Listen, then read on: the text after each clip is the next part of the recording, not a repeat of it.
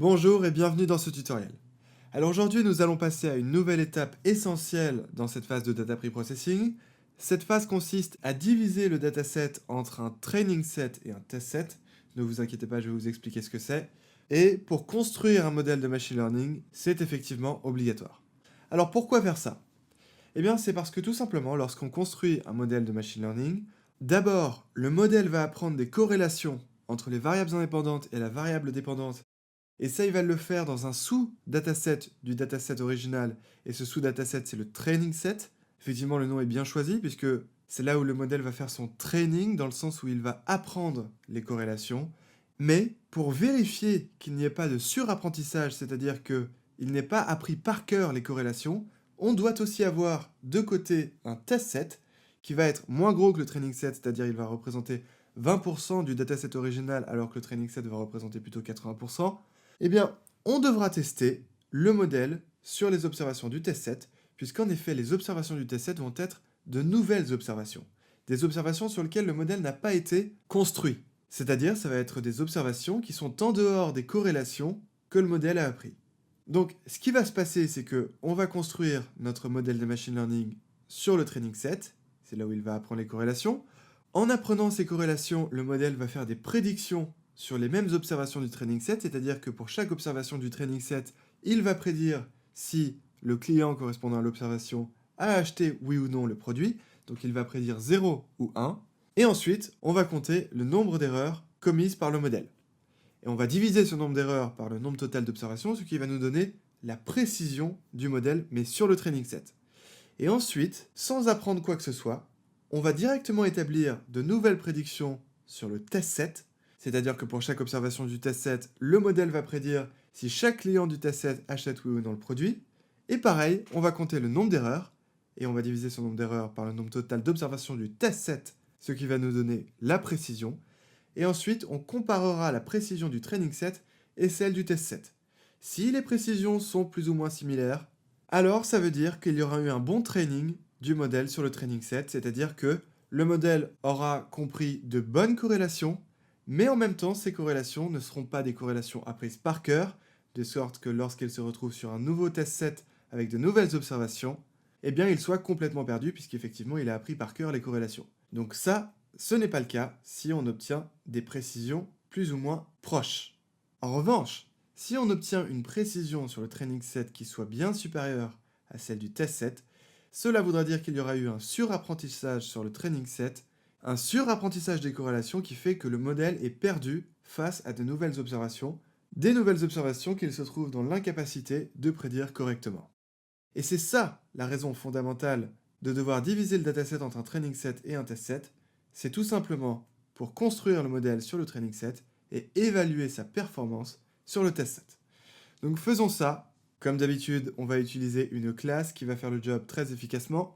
Et cette classe s'appelle trainTestSplit. Et on importe cette classe du module modèle sélection. Et ensuite, importe trainTestSplit. Oui, d'ailleurs, c'est pas une classe, c'est une fonction qu'on apporte du module modèle sélection. On ne va pas créer d'objet de trainTestSplit, ce n'est pas une classe de toute façon, c'est une fonction et vous allez voir tout de suite ce que cette fonction prend en input et ce qu'elle va nous retourner. Donc allons-y, utilisons cette fonction. Et bien justement, qu'est-ce qu'elle nous retourne? Elle nous retourne xtrain, qui est la matrice de variables indépendantes du training set, puis xtest, qui est la matrice de variables indépendantes du test set, puis ytrain, qui est le vecteur variable dépendante du training set, ytest, qui est évidemment le vecteur variable dépendante du test set. Vous allez voir, quand ces 4 entités seront créées, cela va vous paraître beaucoup plus clair. Et donc égal, voilà, ça c'est quelque chose qu'on a le droit de faire. Quand une fonction retourne 4 entités, on peut mettre ces 4 entités comme ça et les faire suivre du signe égal. Et ensuite utiliser la fonction trainTestSplit. Et entre parenthèses, on rentre les paramètres, les arguments. Et alors dans cette fonction, on doit rentrer tout d'abord x, la matrice de variables indépendantes, puis y, le vecteur de la variable dépendante, puis on doit rentrer train size ou test size, donc rentrons par exemple test size, qui, vous l'avez peut-être deviné, correspond à la proportion d'observation du dataset qu'on veut mettre dans le test set. Donc comme je vous ai dit tout à l'heure, une bonne proportion est 20%, de sorte qu'on va faire apprendre à notre modèle les corrélations sur 80% de notre dataset original et faire vérifier les résultats sur de nouvelles observations qui représentent 20% du dataset original. Et faites bien attention, ce sont de nouvelles observations par rapport aux observations du training set. Donc voilà, on choisit 20%, donc mettons 0.2. Et enfin, on peut rentrer un dernier argument qui est random state. Et ça, c'est juste pour faciliter la compréhension de ce cours ou le suivi de ce cours. C'est-à-dire que random state va faire en sorte que lorsqu'on lui attribue la même valeur, vous et moi, eh bien, on ait les mêmes résultats, c'est-à-dire le même training set contenant les mêmes observations et le même test set contenant les mêmes observations. Donc c'est juste pour qu'on ait les mêmes résultats et que quand vous exécutez votre code vous-même sur votre ordinateur, vous puissiez avoir les mêmes résultats que moi.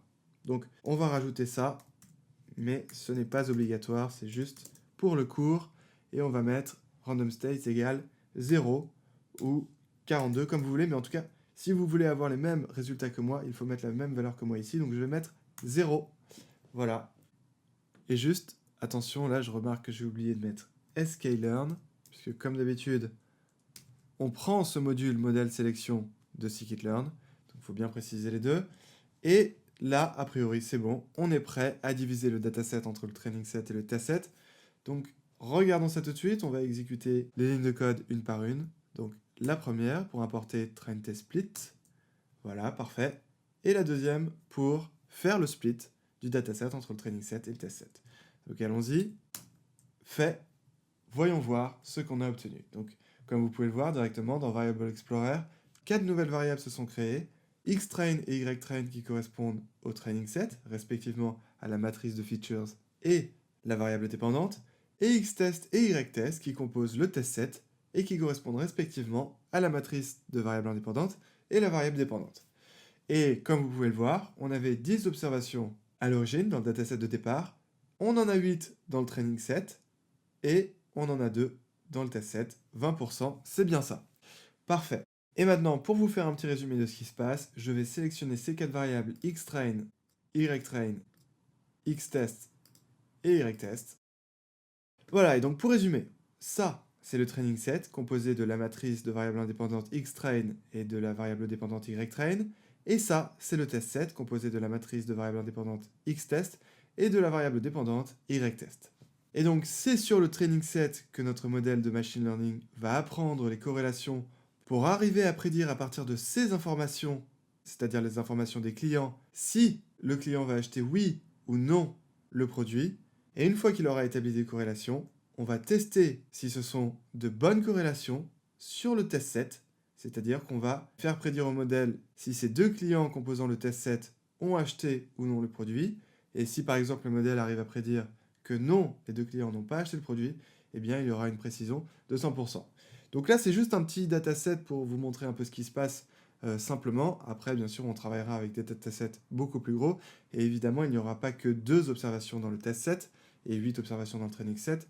Il y en aura beaucoup plus dans chacun des deux.